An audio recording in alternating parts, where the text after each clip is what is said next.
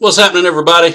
I want to talk to you real quick about the sports media's narrative about Super Bowl 51 right now. There's two key points I want to go over. The first is experience, and the second is stopping Julio. Now, the story we're hearing ad nauseum right now, the line we're hearing is New England's got experience. They've been here before. The experience is going to win the day because they know how to handle it. Okay? I've been to Applebee's before. Do you think they hand me a steak when I walk in the door? Nope. It doesn't work like that. When these two teams meet in Super Bowl 51, all that experience won't mean jack. And I guarantee you the first person that'll tell you that would be Bill Belichick. He'll be the first one. I guarantee you right now, he's doing all he can to prepare his team for that game. He's not sitting back thinking, oh, well, we're experienced. Oh, we've been here before. That is about the silliest notion I've ever heard in my life, that it's experience.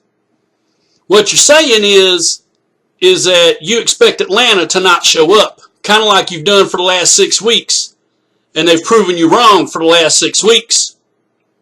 They have indeed shown up. And they're going to show up on Super Bowl Sunday. What you're saying is that New England is going to have a bad day unless Atlanta folds. That's the other thing you're saying when you say, oh, it's experience. They've got experience. The experience is going to pull them through. Okay. You can keep thinking that if you want. Because I know what you're really saying. I can read between the lines. Now, the other story that they're pushing is you got to stop Julio.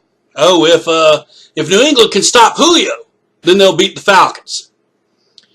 Y'all must not be aware that the Falcons were 6-0 this season in games where Julio either didn't play or had 3 or fewer catches.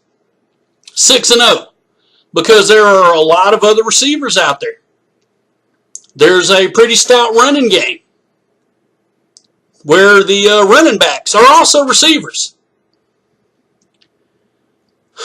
I don't know how many other ways to put it to get you guys to wake up and start actually talking about what's happening rather than how you want things to be. You know, we saw the media do this all through 2016. And I'm not going to go into details about that because I don't want to get into a political discussion. But what it boils down to is that they were wrong. They were historically wrong.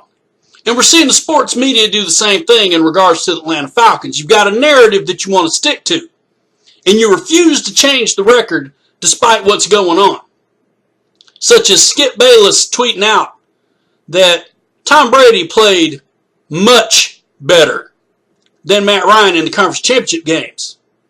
I seem to remember Matt Ryan throwing 4 touchdowns and running one in with no picks, becoming the only quarterback to do so in a playoff game in the Super Bowl era. I seem to recall Matt Ryan now being the first quarterback to ever throw for 3+ touchdowns in 4 consecutive playoff appearances. See, you're sticking to an old narrative. You want to judge Matt Ryan and his team on a playoff record from 2008 to 2011. And you don't want to realize that from 2012 to now, Matt Ryan's 3-1 in the playoffs, including demolishing the Green Bay Packers. You don't want to admit how good Atlanta's defense has become since their bye week. They have totally gelled together. So you now have a situation with a defense coming together similar to Peyton Manning's Colts the year they won the Super Bowl, and that defense just came together at the right time. And you match that with an offense as good as the greatest show on turf. And that paints a picture of a team that is going to be very difficult to beat. They showed up and they made mincemeat of Seattle in the divisional round. And they destroyed Aaron Rodgers. And make no mistake, you can, if you're a Green Bay Packer fan or or some other kind of guy who just doesn't like Matt Ryan, you can have a problem with the way I'm saying this all you want, but Aaron Rodgers was chippy, and he was complaining to the refs for most of that game, and that is a key factor in pointing out. That tells you right there that man was off his game. That defense got to him. They stopped Cam Newton twice this year. They made Russell Wilson not look like Russell Wilson twice this year. Yeah, they lost one of those games, but Russell Wilson wasn't Russell Wilson during that game. They got Drew Brees, the second highest scoring offense in the NFL, twice this year. That last home game at the Georgia Dome, don't let those numbers fool you.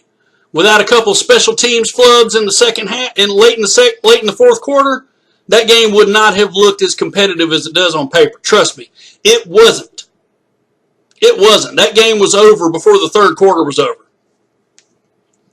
So keep sleeping if you want. Keep thinking that all you have to do is stop Julio. Keep putting that forward. Keep fooling yourself. Keep picking against the Falcons and keep being wrong. Keep saying that it's all going to come down to experience.